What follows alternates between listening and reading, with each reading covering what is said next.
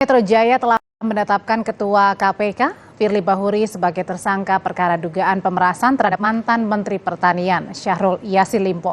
Lalu siapakah sosok yang pantas dan akan menjadi Ketua KPK pengganti Firly Bahuri?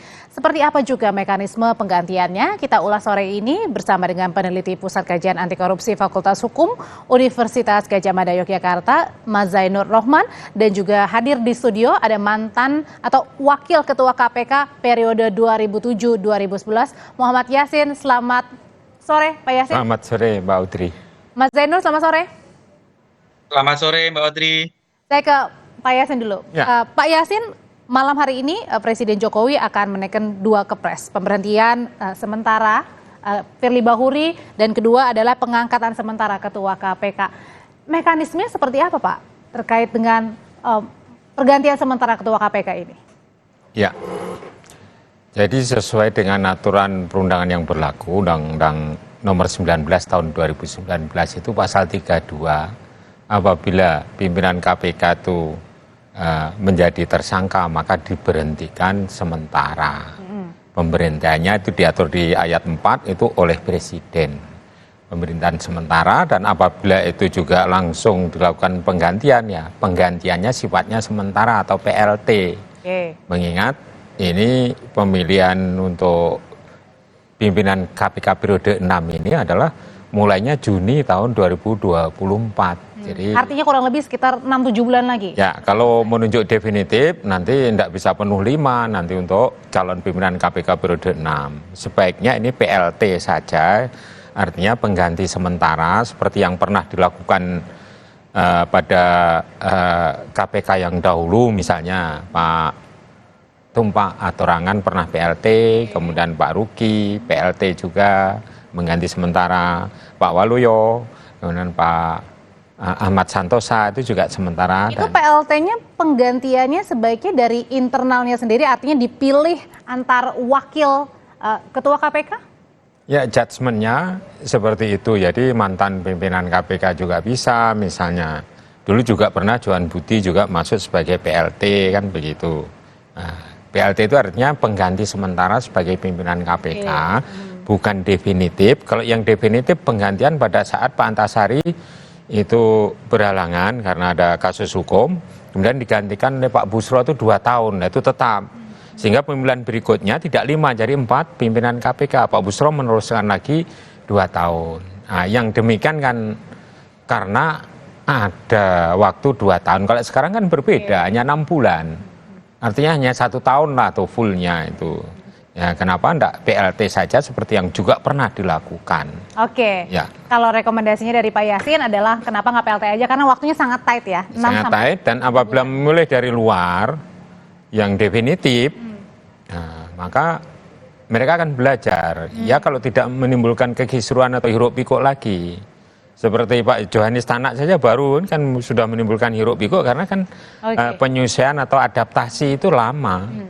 Itu loh. Oke, kalau gitu kalau dari Mas Zainul sendiri rekomendasinya seperti apa? Apakah harus PLT, pergantian sementara, atau justru harus definitif? Ya, sebenarnya KPK itu relatif tidak terlalu bermasalah ketika ketuanya tidak ada. Kenapa? Karena ada sifat kolektif kolegial. Ya. Pertama, kalau kita lihat Undang-Undang 19 2019, betul tadi Pak Yassin sampaikan di pasal 32, jika pimpinan KPK berstatus sebagai tersangka diberhentikan sementara, maka Presiden menunggu sampai ada status sebagai terdakwa. Kalau misalnya sampai lanjut P21 kemudian diajukan ke depan sidang, maka Firly Bahuri harus diberhentikan secara tetap. Nah, kemudian bagaimana kalau sudah berhenti secara tetap? Kalau sudah berhenti secara tetap, Undang-Undang 19 2019 di dalam pasal 33 itu mengatur bahwa Presiden mengajukan kepada DPR calon nama pengganti. Berasal dari mana? Dari nama-nama yang tidak mendapatkan suara atau nama-nama yang sisa dari yang tidak terpilih pada pemilihan kemarin bersama dengan Pak Firly. Ketika Pak Firly menjadi Ketua KPK bersama dengan 4 pimpinan lainnya, itu kan sebenarnya ada 10 besar. Nah, dari artinya 10 dari besar luar itu pimpinan KPK yang sekarang ya, dari 4 itu selain Pak Firly ya maksudnya? Iya, tentu kalau saya sih merekomendasikan ikuti saja yang diatur di dalam pasal 33 Undang-Undang 19 2019. Maka Presiden Presiden nanti kalau Firly Bahuri menjadi terdakwa itu mengajukan kepada DPR 2 nama untuk menggantikan 1 orang, yaitu Firly Bahuri. Dari mana 2 nama tersebut? Sisa 4 orang yang tidak lolos menjadi pimpinan KPK. Ada 4 nama kan yang belum yang masih bisa menjadi calon ini. Ada Robi Arya Brata, ada Sigi Danang Joyo, kemudian ada Lutfi Kurniadi, kemudian ada satu lagi Inyo Manwara. Dari keempat itu kemudian dipilih 2. Siapa 2 itu? Saya menyarankan 2 itu adalah nomor 6 dan nomor 7 perolehan suara ketika dilakukan pemilihan oleh Komisi 3 DPR RI. Itu akan menghindarkan yang pertama adalah konflik of interest dari presiden. Kenapa? Karena kalau dari luar itu nanti bisa saja adalah orang-orang yang dititipi Mas Zainur, interest oleh kalau presiden. untuk menghindari konflik ya, karena kan ini sudah menggerogoti ibaratnya ya lembaga anti rasuah. Ini kira-kira siapa yang paling pantas? Ya paling pantas pilih nomor 6 dan nomor 7 itu antara Sigi Danang Joyo dan Lutfi gitu ya. Itu ajukan kepada DPR, yang berwenang adalah DPR bukan presiden. Dulu bisa ada calon-calon pengganti di luar yang tidak lolos itu karena presiden mengeluarkan Perpu. Kalau sekarang presiden mau melakukan hal yang serupa itu butuh mengubah pasal 33 Undang-Undang 19 2019. Tentu hanya dengan Perpu lah itu bisa dilakukan. Tanpa ada Perpu yang bisa dilakukan hanya presiden mengirim 2 nama itu nomor 6 dan nomor 7 kepada DPR pilih salah satunya gitu.